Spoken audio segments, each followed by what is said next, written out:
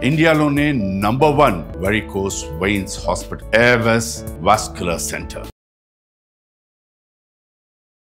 నమస్కారం సార్. నమస్తే సార్, ఒక వ్యక్తికి ఇంకో వ్యక్తి మీద నెగ్లిజెన్స్ అనేది ఎప్పుడు వస్తుంది, అసలు ఎందుకు వస్తుంది, అలా వచ్చిన సందర్భాల్లో నెగ్లిజెన్స్ చూపిస్తూ ఉంటే అవతల వ్యక్తి దీన్ని ఎలా తీసుకోవాలి, ఇలాంటి సిచ్యువేషన్స్ వచ్చినప్పుడు ఎలా హ్యాండిల్ చేయాలి? ఎవరినైనా నెగ్లెక్ట్ చేస్తున్నామంటే దే హ్యావ్ ఎన్ ఆల్టర్నేటివ్. ఇంకోటి ఏదైనా ఉంది అంటేనే దీన్ని నెగ్లెక్ట్ చేస్తాం. It can be a task, it can be an other person, it can be వాళ్ళకి డబ్బు కావచ్చు, వాళ్ళకి ఎమోషనల్ నీడ్ని తీర్చే ఇంకోటి ఏదైనా దొరికి ఉంటే ఇక్కడున్న వాళ్ళు నెగ్లెక్ట్ అయిపోతారు. So they have an alternative, first thing.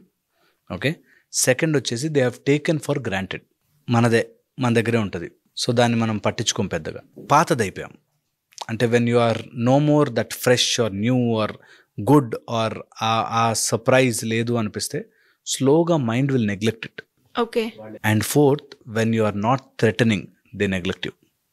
ఇది చాలా important point. When you are not threatening enough నువ్వు నెగ్లెక్ట్ అయిపోతాం. అందుకే ఒక చిన్న సెన్స్ ఆఫ్ దట్ ఫ్యూరియస్నెస్ ఉండాలి మనలో అంటారు ఎప్పుడు కూడా. ఓకే, నేను దాని పాయింట్కి వస్తాను.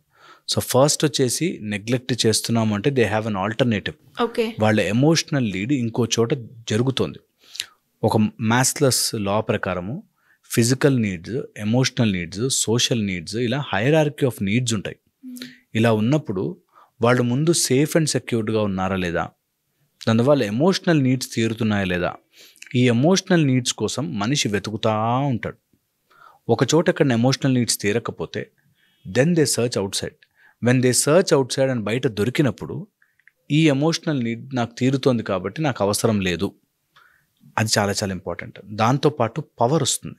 అంటే నన్ను ఏమీ చెయ్యలేడు అనే పొజిషన్లో మనకి we will have more negligence chance. అందుకే అంటారు మన లోపల ఒక చిన్న పవర్, ఒక చిన్న పాయింట్ ఆఫ్ ఫ్యూరియస్నెస్ ఉండాలి. నన్ను కేర్ చెయ్యకపోతే, నన్ను పట్టించుకోకపోతే, నన్ను నెగ్లెక్ట్ చేస్తే చాలా డేంజర్ అవుతుంది అన్న విషయం తెలియనప్పుడు మనం నెగ్లెక్ట్ చేస్తాం.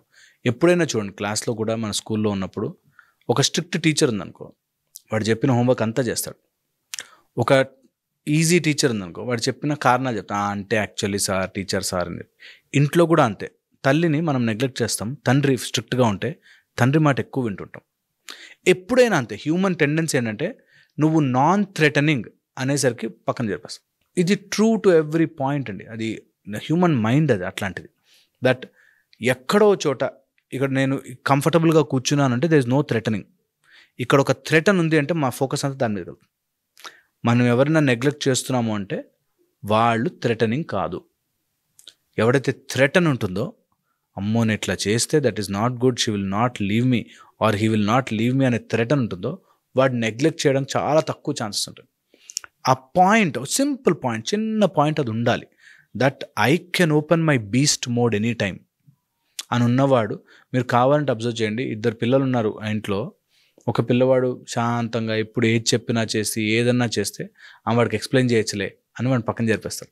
కానీ ఎవడైతే క్రాంకీ ఉంటాడో పిల్లవాడు, వాడికి ఎక్స్ట్రా అటెన్షన్ ఇచ్చి వాడికి అన్నీ జరగాలని చూసి, అమ్మో వాడు ఇలా చేస్తే వాడు మళ్ళీ గొడవ చేస్తాడని, ఏడుస్తాడని అన్నీ వాళ్ళకే చేస్తాం. That is how human mind will work. ఏదైతే ఈజీగా ఉంటుందో ఏదైతే దాన్ని నెగ్లెక్ట్ చేస్తాం. అందుకే రిలేషన్షిప్స్లో కూడా మేము చెప్తాం, don't give anything easy. Anything easy చేయొద్దు. మా దగ్గరకు వస్తే ఒక మదర్ ఎప్పుడు 24 hours కిచెన్లో వండి తిన్నారా నాన్న she was emotionally drained out. మేము ఇచ్చిన ట్రైనింగ్లో 8 o'clockకి నువ్వు వండి అక్కడ పెట్టేసాయి. తర్వాత తిన్నారా లేదా పిల్లలు నీకు అనవసరం. ప్లేట్లు పెట్టేసాం, ఫుడ్ పెట్టేసాం, తిన్నారా లేదా నీకు అనవసరం. 1 month చేయి, టక్ మన అందరి టేబుల్ మీద 8 o'clock వస్తారు, 9 o'clock తింటారు, ఫినిష్ అయిపోతుంది. వాళ్ళు నైట్ 10 వచ్చినా 10 గంటల వరకు వెయిట్ చేసి అన్నం వండి పెట్టి అలా చేస్తుంటే you become neglected. Automatic mind neglect చేసేస్తుంది. మన దగ్గర ఉన్న వాటిని మనం నెగ్లెక్ట్ చేస్తాం. మనకి ఇన్ని రోజులు వచ్చిన సక్సెస్ లెక్కేసుకో, ఆయన ఇంకోటి ఏదో సక్సెస్ రాలేదు అనేసరికి ఇవన్నీ ఇన్ని రోజులు వచ్చినంత పక్కన జరుగుతాయి. మన దగ్గర ట్రోఫీ వస్తుంది, అవి షెల్ఫ్లో పెట్టేంత వరకే మనకు ఆ ట్రోఫీ షెల్ఫ్లో పెట్టేశాక మైండ్ మళ్ళీ అది నెగ్లెక్ట్ చేస్తుంది. రోజు వెళ్ళి ఆహా నా ట్రోఫీ అనుకోం. Similarly when you are common అయిపోతామో నెగ్లెక్ట్ అయిపోతాం. నెగ్లెక్ట్ అవ్వకుండా ఉండాలంటే మన సెల్ఫ్ ఎస్టీమ్, మన డిసిప్లిన్ అండ్ మన సెల్ఫ్ గోల్స్ కంపల్సరీగా మన దగ్గర పెట్టుకోవాలి. వాటిని ఎట్టి పరిస్థితుల్లోనూ వదిలేయకూడదు. వాటిని కొంచెం ఇన్ డీటెయిల్డ్గా ఎక్స్ప్లెయిన్ చేస్తారా సార్? సో ఫస్ట్ వచ్చేసి సెల్ఫ్, మనకి గోల్స్ అనేవి లైఫ్లో ఏదో ఒకటి మన బ్రతికినందుకు ఏదో ఒకటి చేసుకోవాలి. మిగతా ఫ్యామిలీ కోసమో పిల్లల కోసమో లేకపోతే ఇంకోటి ఏదైనా చేసినా నీకంటూ ఒక గోల్ పెట్టుకోవాలి. ఎనీథింగ్, ఈరోజు 20 పుషప్స్ చేస్తా, ఈరోజు ఒక 1 కిలోమీటర్ రన్ చేసి వస్తా. Some goal where you have to reach out, your brain will reach out. దాన్ని ప్రొటెక్ట్ చేసుకోవాలి. అంటే ఏదేమైనా కానీ ఫ్యామిలీలో నేను నా 15 నిమిషాల టైం నాది, నేను ఆ ½ అన్ అవర్ టైం నాది, నా లైఫ్లో నా టైం నాది అనేది చాలా చాలా ఇంపార్టెంట్. సెల్ఫ్ గోల్లో సెల్ఫ్ డిసిప్లిన్, కంపల్సరీగా ఈ డిసిప్లిన్ ఉండాలి.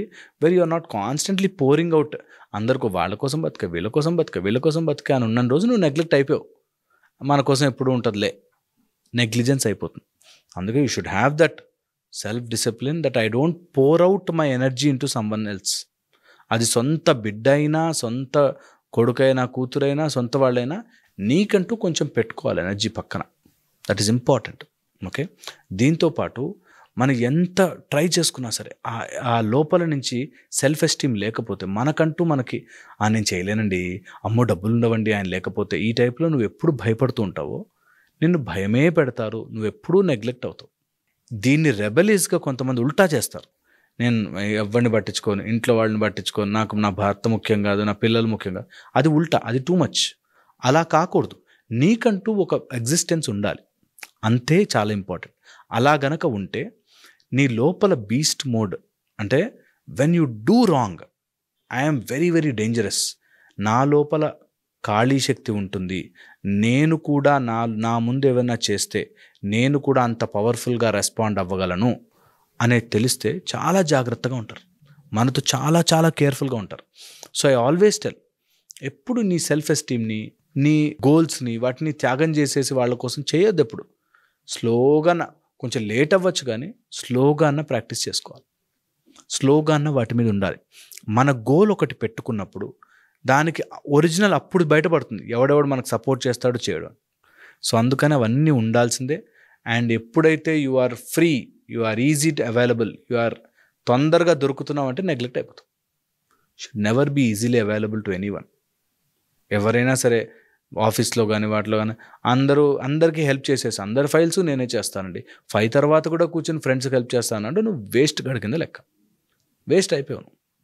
సహాయం చేయడం తప్పు కాదు, నీ లిమిట్ దాటి అనవసరమైన వాటిలో దూరి నువ్వు సహాయం చేస్తే నువ్వు వేస్ట్ అయిపోయావు. అందుకని యూ విల్ గెట్ నెగ్లెక్టెడ్. ఆఫీసుల్లో కానీ, ఫ్యామిలీలో కానీ, ఎక్కడైనా కానీ, if you are freely available you are neglected. నీకంటూ ఒక విలువ, నీకంటూ ఒక సెల్ఫ్ గోల్, నీకంటూ ఒక సెల్ఫ్ డిసిప్లిన్, నీకంటూ సెల్ఫ్ ఎస్టీమ్ ఉంటేనే నీకు విలువ. నిన్ను నెగ్లెక్ట్ చేయలేరు అనేటట్టుగా నీలో స్కిల్ పెరిగితే ఎవరు నెగ్లెక్ట్ చేయరు. స్కిల్ లేనని రోజులు, మనం ఎవరికిందో పెరుగున రోజులు వీఆర్ నెగ్లెక్టెడ్ ఆల్వేస్. ఒక క్లారిటీ అయితే వచ్చి ఉంటుంది అనుకుంటున్నాను ఈ వీడియో చూసిన వాళ్ళకి. అంటే ఎవరైతే నెగ్లిజెన్సీ అంటే మూడ్లో ఉండి అరే why it's happening to me అని ఫీల్ అయ్యే వాళ్ళకి, అందుకే ఎప్పుడు సెల్ఫ్ కరెక్షనే. మనం వేరే వాళ్ళ గురించి ఆలోచించద్దు, వాడు ఎందుకు నన్ను నెగ్లెక్ట్ చేస్తున్నాడు కాదు, నేను నెగ్లెక్ట్ చేయడానికి ఏం ఛాన్సులు ఇచ్చాను వాడికి. Thank you sir, thank you so much.